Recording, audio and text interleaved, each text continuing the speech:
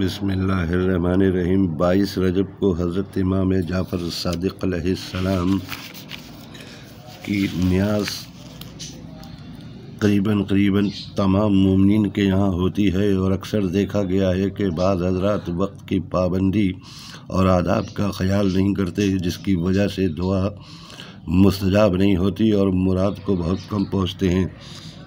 اس لیے آداب و شرائط نذر کے متعلق جن باتیں شائع کی جا رہی ہیں، مومنین کو چاہیے کہ خود بھی مطالعہ کریں اور اپنے احباب و اقارب کو بھی مطالعہ کرائیں۔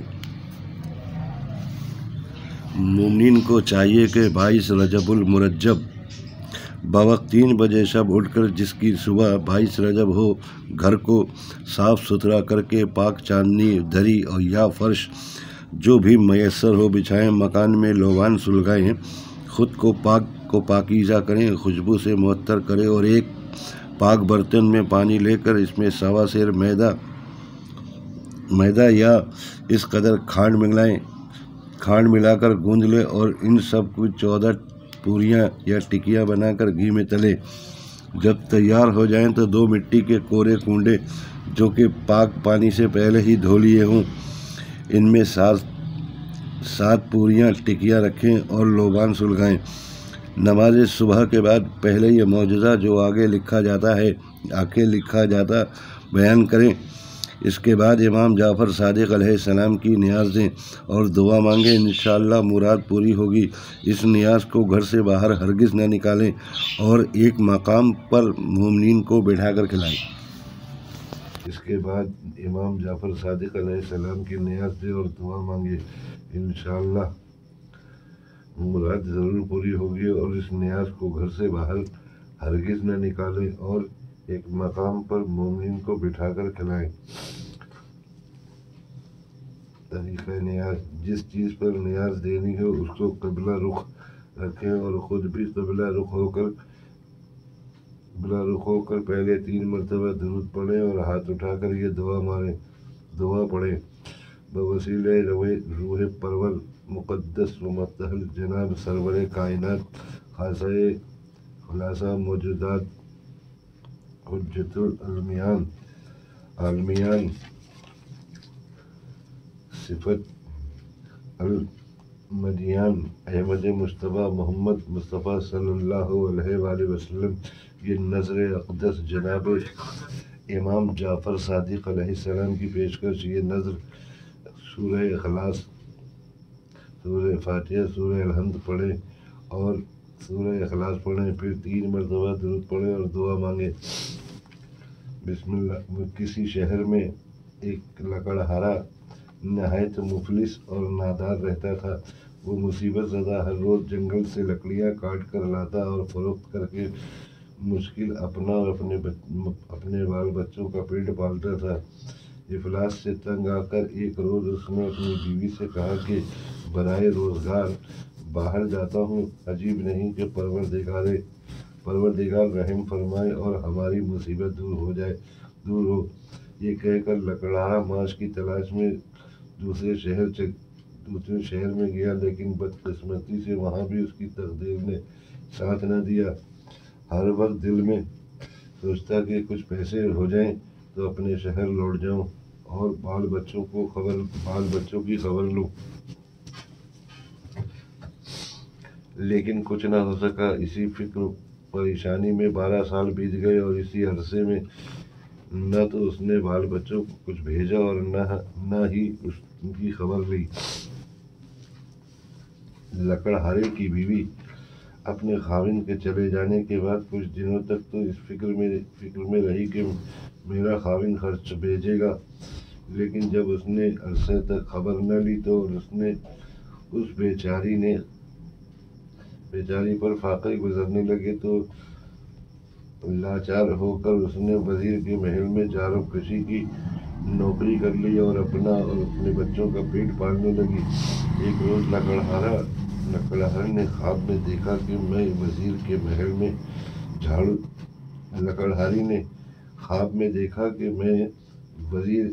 محل میں جھاڑو دے رہی ہوں۔ یکا یک مولا آقا دو جہاں جناب امام جعفر صادق علیہ السلام اصحاب صحن میں خانہ وزیر پہ تشریف لائے اور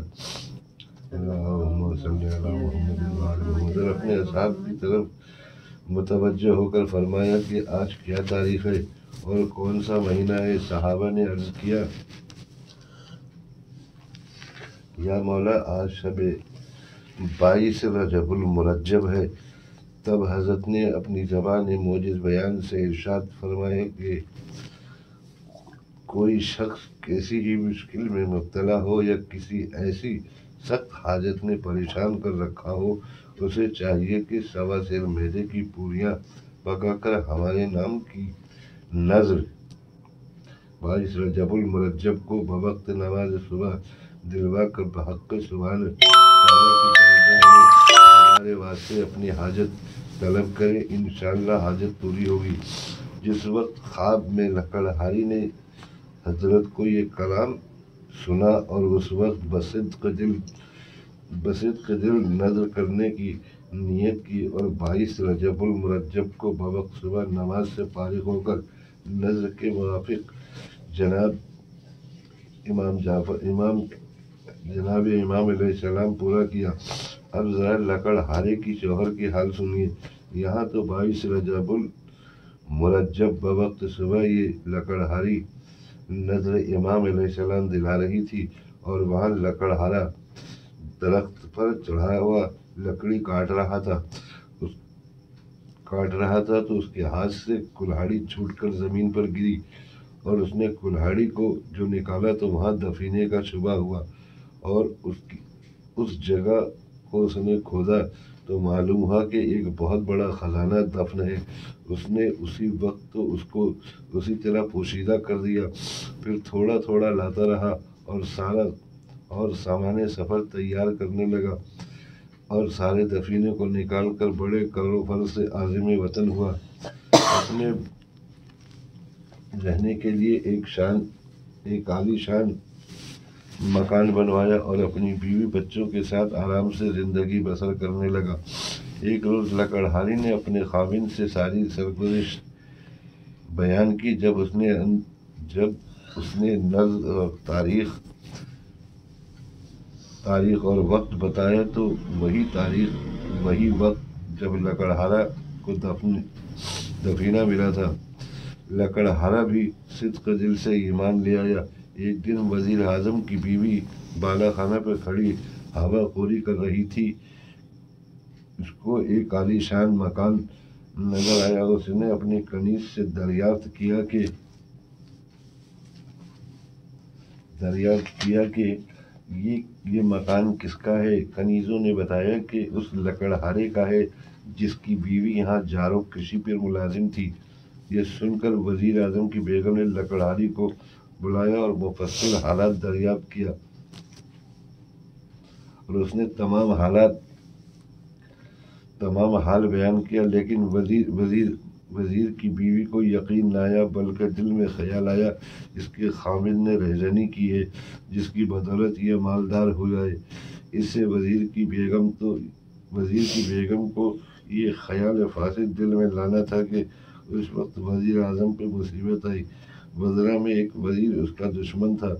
اس نے موقع پا کر بادشاہ سے وزیر اعظم کی چغلی کی کہ اس نے غبن کیا، حضور عالی جناب اسے طلب فرمائے، اور بادشاہ نے اسی وقت وزیر اعظم کو بلا کر حساب طلب کیا۔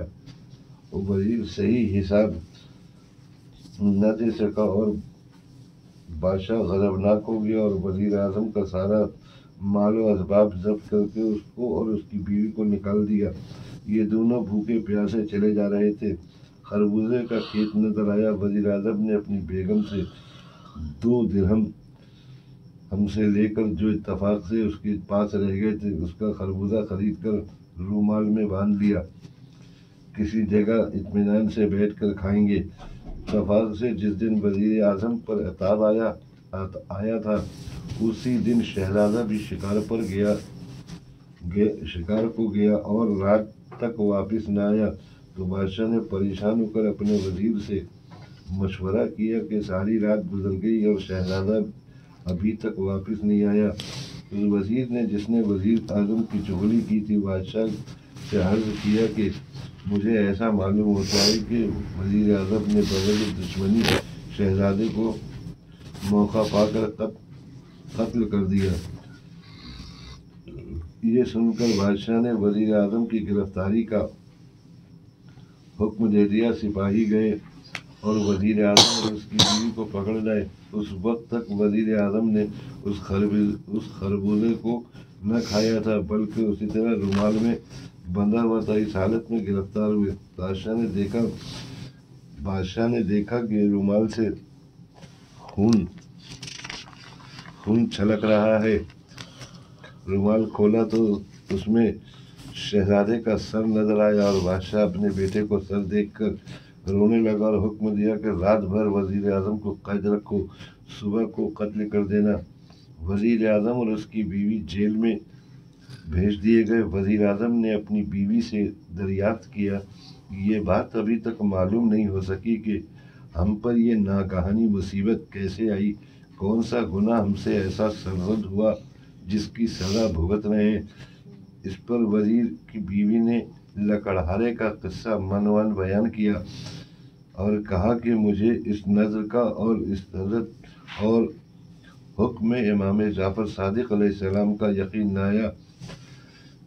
تو وزیر اعظم نے اپنی بیوی سے کہا کہ اس سے بڑھ کر اور کیا خطا ہوگی کہ تو نے امام جعفر صادق علیہ السلام کے حکم کو جھٹلایا۔ توبہ کر، امام کا فرمانا درست ہے۔ الغرض دونوں رات بھر گریہ و زاری کے ساتھ اپنے گناہوں کی معافی مانگتے رہے اور صدق دل سے اس نیاز کی بھی نیت کی۔ خداوند عالم نے ان کی توبہ کو قبول کیا اور صبح شہزادے نے شکار سے واپس آ کر بادشاہ کی قدم بوسی حاصل کی۔ بادشاہ نے شہزادے سے دریافت کیا، اے نور چشم، تم اتنے عرصے تک کہاں رہے؟ عرض کیا، حضور، شکار نہ ملنے کی وجہ سے میں نے باغ میں قیام کیا تھا۔ بادشاہ نے شہزادے کو محل میں جانے کا حکم دیا اور وزیر اعظم اور اس کی بیوی کو طلب کیا اور رومال اور سر کو طلب کیا تو جس میں بجائے خربوزے کے سر نظر آیا تھا۔ اب اس رومال میں خود کو کھولا اور دیکھا کہ خربوزہ ہے۔ بادشاہ سخت متعجب ہوا اور وزیر اعظم سے دریافت کیا کہ کیا معاملہ ہے۔ وزیر اعظم نے جو واقعہ اپنی بیوی سے سنا تھا من من بیان کر دیا۔ بادشاہ نے یہ سن کر لکڑہارے اور لکڑہاری کو طلب کیا اور ان سے حالات دریافت کیے۔ انہوں نے تمام واقعہ بیان کر دیا، جن کو سن کر بادشاہ بھی بصدق دل ایمان لے آیا۔ اور وزیر اعظم کو اپنے عہدے پر فائز کر دیا۔ اور چغلخور وزیر کو سزا سے نکال دیا۔ خدا بند عالم جس طرح وزیر اعظم اور لکڑہارے کے دن پھرے، مومنین کے مقاصد دل برائیں۔ آمین ثم آمین۔ اللہم صلی علی محمد و آل محمد۔